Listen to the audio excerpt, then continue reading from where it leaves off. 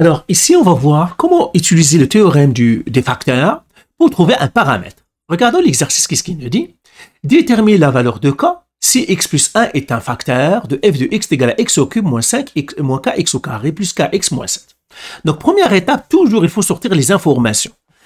Comprendre l'exercice, c'est toujours 50% de la solution. Donc, on écrit les infos. Alors, quelles sont les informations qu'il me donne ici? La première chose, tout simplement, j'ai la question. Déterminer la valeur de k si x plus 1 est un facteur de f de x est égal. Donc, première chose, ils me disent que ce que je dois chercher. Je cherche le k. Déterminer la valeur de k. Et puis, quelle autre information? Ils me disent x plus 1 est un facteur de f de x. Donc, j'écris ici x plus 1 est un facteur de f de x. Ça, c'est la deuxième information. Et puis, il me donne le f de x. Donc, le f de x, c'est x au cube moins kx au carré plus kx moins 7. Maintenant, comment on va trouver le k? Eh bien, tout simplement, on va partir à notre banque de connaissances. Alors, les connaissances, si on n'a pas de connaissances, bien sûr, on ne pourra pas résoudre les problèmes. Alors, la connaissance ici, eh bien, c'est la connaissance que vous devez avoir, c'est facteur. Qu'est-ce que ça veut dire un facteur? Eh bien, on a la règle, c'est quand on a, par exemple, x moins a est un facteur, ça c'est un facteur, eh bien, ça veut dire que f de a égale à 0. Donc, je dois trouver le a, c'est ce qu'on appelle une restriction, et je le remplace, ça doit être égal à 0.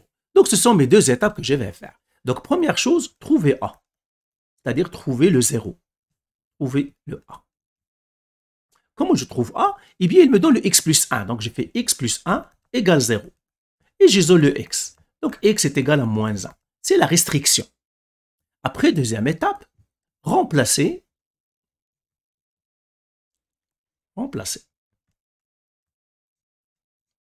Et là, j'écris f de a, ça veut dire que je peux remplacer x par moins 1. Donc, ça ferait moins 1 au cube, moins k fois moins 1 au carré, plus k fois moins 1, moins 7 égale 0. Et là, j'isole. Donc, ça serait moins 1. Ça va être moins k. Ça va être moins k, moins 7. Je fais tout simplement de l'algèbre, égale 0. Ça me donnerait maintenant moins 1, moins 2k, moins 7, égale 0.